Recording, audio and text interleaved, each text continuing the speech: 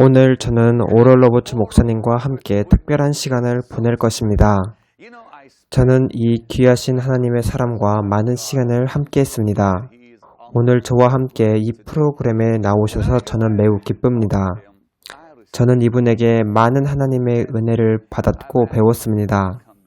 오늘 저는 오럴 로버츠 목사님께 하나님의 귀하신 성도들에게 말씀을 전해달라고 부탁했습니다. 함께 해주셔서 너무 기쁩니다. 제가 목사님의 집에 있을 때 저는 하나님께 많은 것을 받았습니다. 최근에 제가 목사님 집에 방문했을 때 저는 믿음에 대해 우리는 이야기했습니다. 아주 명확하게 그리고 아주 강력하게 믿음에 대해 말씀해 주셨습니다. 하나님께서 목사님에게 이러한 진리들을 계속 보여주신다는 사실에 저는 너무 놀랍습니다. 하나님께서 새롭게 보여주신 진리에 대해 말씀해 주세요. 베니인 목사님께서 오늘 초청해 주셔서 이러한 질문을 해주셔서 너무 감사드립니다. 저는 주님께서 저에게 보여주신 것은 실행해 보려고 정말 노력하고 있습니다. 그리고 저는 지속적으로 주님으로부터 계시를 받고 있습니다. 마태복음 17장 19절 20절을 보면은 믿음에 관해서 아주 주목할 만한 일이 발생했습니다. 우리가 삶 속에서 매일 마주하는 상황 속에서 우리는 이러한 믿음을 가져야 합니다. 이 말씀은 현재를 위한 말씀입니다.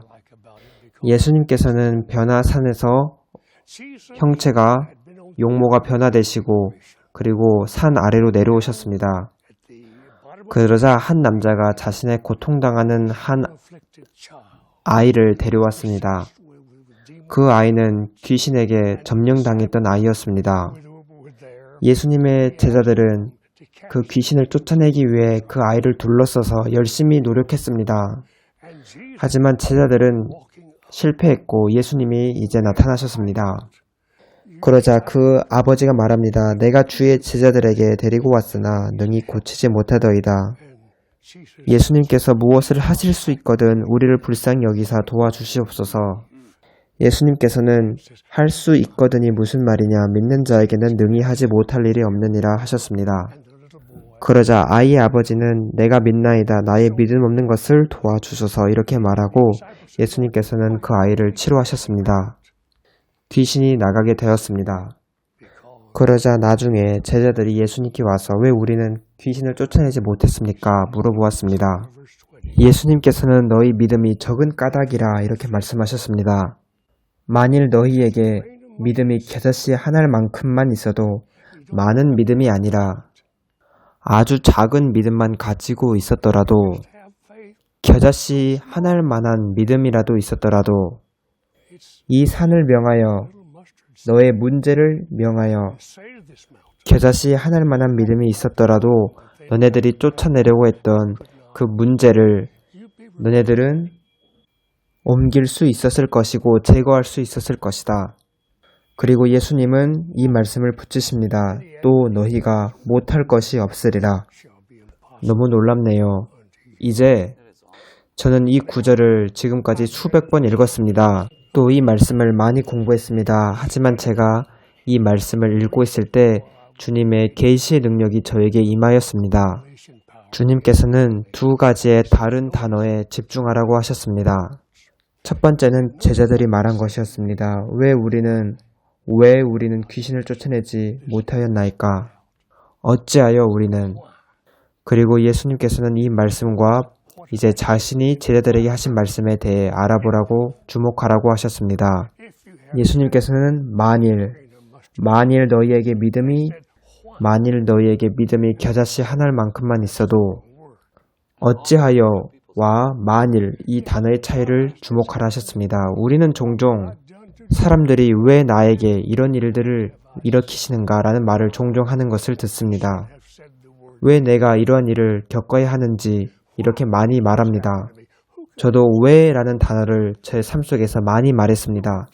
하지만 그때는 제가 왜라는 단어를 사용할 게 아니라 만일이라는 말을 했어야 했습니다. 왜 나에게 이런 일이 일어났지? 누가 이 삶의 수수께끼에 대답해 줄 수 있지? 누가 우리에게 왜 일이 일어나는지 말해 줄 수 있을까요? 이렇게 말해도 우리는 어떠한 진전도 만들어내지 못합니다. 예수님께서는 왜? 라는 질문은 잘못된 것이라 하셨습니다. 왜? 라는 말을 사용하지 말라고 하셨습니다. 왜 이런 안 좋은 일이 나에게 일어난 거지? 그 대신 예수님께서는 만일이라는 말씀을 하셨습니다. 만일 내가 겨자씨 한 알만큼만 믿음이 있었더라도 나는 내 삶의 문제의 산에게 명령하여 떠나가라고 말할 수 있었다. 그러면 이 산은 제거될 것이라고 말씀하셨습니다. 그리고 너희가 못할 것이 없으리라 이렇게 말씀하셨습니다. 이 말씀은 정말 제 생각에 큰 빛이 비추는 것과 같았습니다. 그리고 저는 그날 밤 저의 믿음에 대해 생각했습니다. 만약 내가 이 아주 작은 겨자씨만한 믿음이 있었더라도 겨자씨만큼만한 이런 작은 믿음이 내게도 있었더라도 나는 이 나쁜 내 삶의 일들에 대해 말할 수 있었을 것이다. 그리고 그 문제를 내 삶에서 떠나가라고 말할 수 있었을 것이다. 이렇게 생각했습니다. 그리고 저는 즉시 아주 새로운 세계의 새로운 영역에 있는 것 같다고 생각했습니다. 그리고 내게는 불가능한 것이 없고 가능한 것만 있다라고 생각했습니다. 제가 오늘 여러분들께 한 가지를 말씀드릴 수 있다면 왜 내 삶에 이런 나쁜 일이 일어났는지 왜? 라는 말을 하지 마십시오. 그 말을 그치십시오. 왜 나는 이 일을 하지 못했지? 라고 말하지 마시고 그 대신 만약 내가 아주 작은 믿음을 가진다면 이렇게 말하십시오. 심지어 나라도 작은 겨자씨만한 믿음을 가질 수 있다면 이렇게 말하십시오. 왜 나에게 이런 일이 일어났지? 라고 말하지 마시고 만약 내가 겨자씨만한 믿음이 있다면 나는 내 삶의 필요와 문제들의 산을 향해 말할 수 있다. 내 삶에서 떠나가라고 나는 말할 수 있다. 제가 한 가지 묻겠습니다, 목사님. 믿음은 하나님께서 당신에게 주신 어떤 것인가요? 아니면 믿음은 당신이 성장시킬 수 있는 건가요? 속에서 만들어낼 수 있는 건가요? 믿음은 당신이 반드시 얻어야 하는 그 어떤 것이 아닙니다. 이것은 당신이 이미 가지고 있는 것입니다. 모든 그리스도인들은 믿음을 가지고 있습니다. 그들이 믿음이 없다면 하나님을 믿을 수 없고 구원받을 수도 없겠지요. 사도 바울은 로마서 12장 3절에 이같이 말합니다. 하나님께서는 모든 사람에게 분량에 맞는 믿음을 주셨다고 합니다. 지구에 있는 모든 사람을 의미한가요? 아니면 교회에 다니는 모든 사람을 의미한가요? 모든 사람은 믿음을 가지고 있습니다. 하지만 차이는 사람이 자기가 가지고 있는 믿음을 올바른 방향으로 사용하느냐 그것입니다. 자신의 믿음을 하나님을 믿는 데 사용할 것인가? 아니면 자신의 믿음을 사용하여 불신으로 나아갈 것인가? 예수님을 믿는 것 대신 마귀에게 통제받는 세상을 믿을 것인가? 이렇게 믿음을 사용합니다. 목사님, 우리는 지금까지 믿음은 교회에게만 속한 것이라 생각했습니다. 네, 올바른 믿음만 교회에게 속해 있습니다. 올바른 믿음은 아마도 그리스도인들이 실행하는 것입니다. 그러나 종종 그리스도인들도 불신을 가지고 있습니다. 왜냐하면 예수님께서는 겨자씨의 믿음을 그의 제자들에게 말씀하셨기 때문입니다. 그들은 왜 우리는 귀신을 쫓아낼 수 없었습니까? 예수님께서는 너의 믿음이 없기 때문이다. 불신앙 때문이다. 이렇게 말씀하셨습니다. 우리 그리스도인들은 때때로 불신으로 들어갈 때가 있습니다. 우리는 때때로 하나님을 향해 믿는 것을 멈출 때가 있습니다. 올바른 종류의 믿음이라는 것은 하나님의 믿음이라는 말인가요? 이 점에 대해 이야기해 주세요. 하나님께서 각 사람에게 믿음의 분량에 따른 것을 다 나누어 주셨습니다. 우리가 이 믿음을 올바르게 사용할 것인가, 잘못되게 사용할 것인가, 우리는 이렇게 선택합니다. 당신의 믿음이 아예 없더라면 여러분은 침대에서 일어나는 것조차 할 수 없습니다. 믿음이라는 것이 없으면 일하러 가지도 못하고 자동차를 운전할 수도 없습니다. 또 여러분은 음식을 먹으려도 하지 않을 것입니다. 왜냐하면 그것에 독이 있는지 확인하고 안심해야 되기 때문입니다. 믿음은 모든 것에 있습니다. 하지만 믿음을 가지고 있는 것만으로도 충분하지 않고 그 믿음을 올바르게 풀어놓고 사용해야 합니다. 그것을 하나님을 향해 사용해야 합니다. 제 삶의 경험에 대해 잠시 이야기하겠습니다. 저는 저의 믿음을 올바르게 사용하기 위해 저는 정말 씨름하며 살았습니다. 저는 항상 올바른 방법으로 믿음을 사용한 사람이 아닙니다. 저는 삶을 돌이켜보면 제 믿음을 불신앙을 위해 사용한 적도 있습니다. 제 믿음을 하나님 대신 세상에 있는 것을 믿는 데 사용한 적도 있습니다. 제가 하나님의 말씀을 보고 하나님의 약속을 발견해도 쉽게 믿지 못할 때가 있었습니다. 하지만 목사님께서는 믿음으로 대학교를 크게 세우시고 큰 신유 사역도 하셨습니다. 하지만 저는 마귀에게 이런 일을 할 때 많이 공격을 당하고 믿지 않는 자들을 통해서 많이 공격받았습니다. 그래서 저는 그들로 하여금 저의 무릎을 더 꿇을 수밖에 없었습니다. 하지만 저는 제가 이 일을 할 수 있는 믿음이 있는지 많이 궁금했습니다. 하지만 하나님께서는 절대로 저를 향한 계획을 바꾸지 않으셨습니다. 너는 이 대학교를 지어야 한다. 그럼 목사님은 극복하신 거네요. 네, 저는 믿음에서 불신으로 가는 그 시간을 많이 극복해야 됐습니다. 이러한 기간 동안 저는 다시 성경으로 돌아갔습니다. 그래서 제가 오늘 이 구절을 다시 읽고 있는 이유입니다. 저는 항상 이 성경 구절을 사랑하고 예수님께서 제자들에게 말씀하신 것, 만약 너희에게 겨자씨만한 믿음이 있다면 너는 산에게 말할 것이고 이 문제는 해결될 것이다. 저는 이 말씀으로 계속 돌아가야 했습니다. 왜냐하면 우리의 믿음은 항상 궤도를 벗어나고 제가 아는 크리스천 중 신실한 크리스천 중 아무도 믿음의 높은 궤도를 벗어난 적이 없는 크리스천을 만나본 적이 없습니다. 베니힌 당신도 마찬가지일 것입니다. 항상 당신도 믿음이 항상 높은 상태에 있는 건 아닐 것입니다. 저의 대형 집회 때의 일을 기억합니다. 그때 만여 명의 사람들이 텐트를 가득 채웠고 저는 많은 사람들의 병을 위해 기도했습니다. 수백 명의 허약한 사람들을 위해 그날 밤 기도했습니다. 어느 날 아주 더운 밤이었습니다. 제 옷은 땀으로 흠뻑 몹시 젖은 날이었습니다. 저는 너무 지쳐서 믿음이 강하지 않았습니다. 그날 밤 11시까지 병자들을 위해 수백 명을 기도하느라 저의 힘은 완전히 사라지고 말았습니다. 그래서 저는 무리를 해산시켰습니다. 사람들에게 내일 다시 집회를 열겠습니다. 지금은 몹시 피곤하니 저의 믿음이 여러분을 도와줄 만큼 강하지 않습니다. 저는 몹시 빠르게 자동차로 향했습니다. 방으로 가서 어떤 것을 좀 먹고 바로 잘 생각이었습니다. 저의 힘을 회복하기 위함입니다. 제가 자동차로 가고 있는데 어떤 한 사람이 저의 옷 뒷자락을 갑자기 잡았습니다.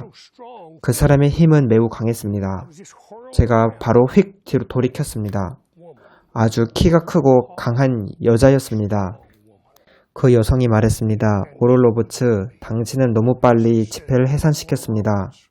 저는 바로 다음 줄에서 기도 받으려고 준비하고 있었습니다. 제가 당신에게 이제 막 앞으로 나아가서 기도 받으려는 순간 당신이 집회를 멈췄습니다. 저는 내일은 이곳에 있을 수 없습니다. 저는 아주 먼 곳에서 이곳에 참석하기 위해 왔습니다. 저는 이제 돈이 다 떨어졌고 내일은 이곳을 떠나야 합니다. 저는 오늘 반드시 치료받아야 합니다. 제가 말했습니다. 여사님, 제가 체력이 다 떨어졌을 때는 믿음이 제대로 잘 작동하지 않습니다. 그녀가 말했습니다. 저는 그런 것에 대해 몰라요. 제가 아는 것은 오늘 저는 반드시 치료받아야 한다는 사실뿐입니다. 저는 제 옷을 벗어 그녀에게 전달해 주려 했지만 땀에 젖었기 때문에 옷이 잘 떨어지지 않았습니다. 저는 이 여성이 저를 잡고 있는데 여기서 빨리 빠져나올 수 없었습니다. 그래서 잘은 모르겠지만 저는 그 당시 화가 났습니다. 그 여자의 머리에 손을 얹고 말했습니다. 주님, 이 여성을 주님께서 치료하소서. 그리고 아주 깜짝 놀랐습니다. 그녀는 갑자기 무릎을 꿇더니 손을 하늘로 향했습니다. 그리고 하나님이 자신을 치료하심에 대해 기뻐하고 찬양을 드리기 시작했습니다. 저는 생각했습니다. 오 하나님, 여기서 어떤 일이 발생한 것인가요? 그리고 그녀는 떠났고 저는 자동차에 탔습니다. 저는 방에 들어가 이 점에 대해 계속 생각했습니다. 하지만 제 속에서 고요하고 잠잠한 하나님의 음성이 들려왔습니다. 내가 그녀를 치료하였다. 너는 이 점에 대해 어떠한 공로도 취할 수 없다. 저는 믿음으로 그녀를 치료한 것이 아니었습니다. 저는 그 당시 매우 화가 나 있었습니다. 하지만 하나님께서는 제가 화난 상태에 있는 믿음도 귀히 여기셨던 것 같습니다. 믿음은 여러분들이 기대하고 있는 곳에 있지 않습니다. 여러분이 찾는 그곳에 있습니다. 다시 말씀해 주세요. 믿음은 여러분이 기대하고 있는 곳에 있지 않습니다. 여러분이 찾는 그곳에 있습니다.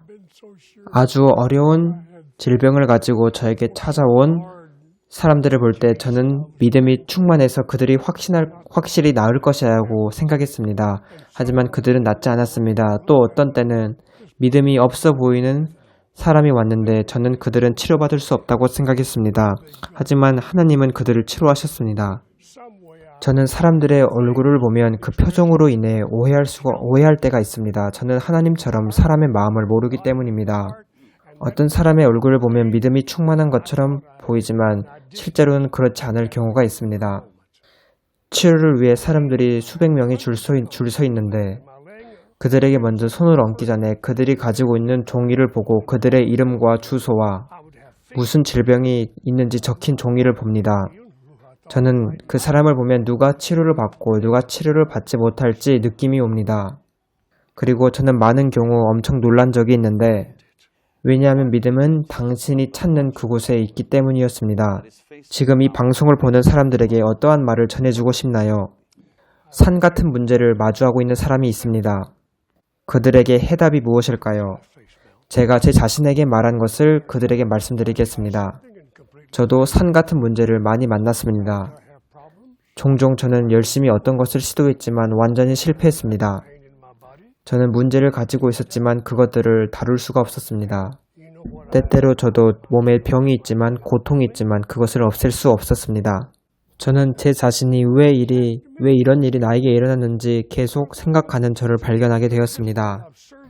나는 주님을 믿고 또 주님을 섬겼는데 왜 이런 일이 나에게 일어나지? 라고 생각했습니다. 저는 여러분들께 이제 말씀드립니다. 왜? 라는 질문을 사용하는 것을 이제 멈추십시오.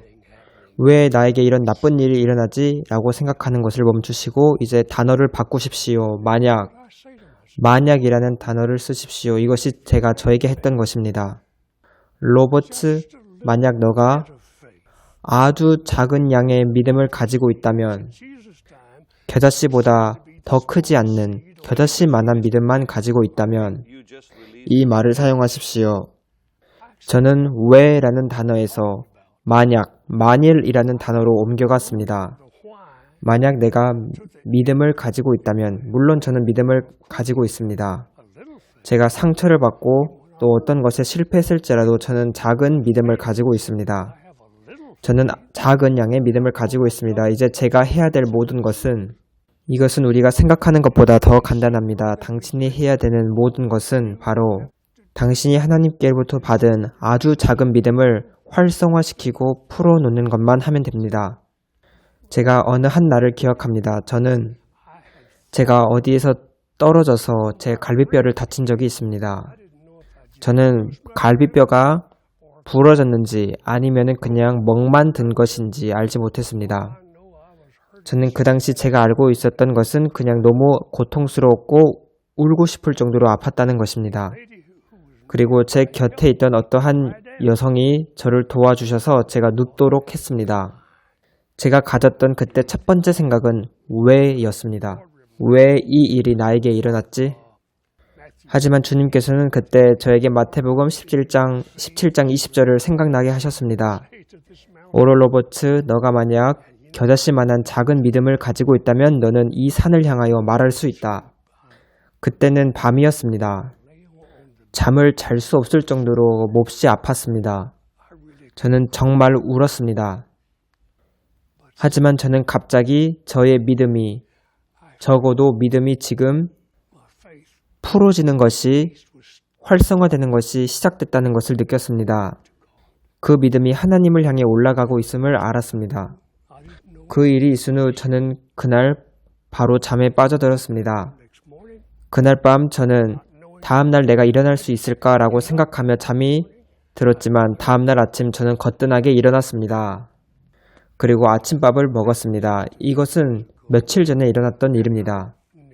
저는 거의 다 나아 괜찮아졌습니다. 만약 갈비뼈가 부러진다면 그것이 낫는데 아주 오랜 시간이 걸립니다. 그리고 저는 의사에게 가지 않았기 때문에 의사는 이 부러진 갈비뼈와 아무 관계가 없습니다. 갈비뼈가 부러지면 6주 정도 걸린다고 하는데 저는 지금 2주째지만 아주 사실상 좋습니다. 제가 여러분에게 말하는 것은 저는 그날 밤 갈비뼈가 다친 날 많은 믿음을 가진 것이 아니라 아주 작은 양의 믿음을 가졌을 뿐입니다. 저는 그 작은 믿음을 하나님을 향해 사용했습니다. 목사님이 말씀하신 이 것은 너무나 저를 놀라게 합니다. 저는 이분을 아주 오랫동안 알고 있었고 그분은 그가 설교한 대로 삶을 살고 있습니다.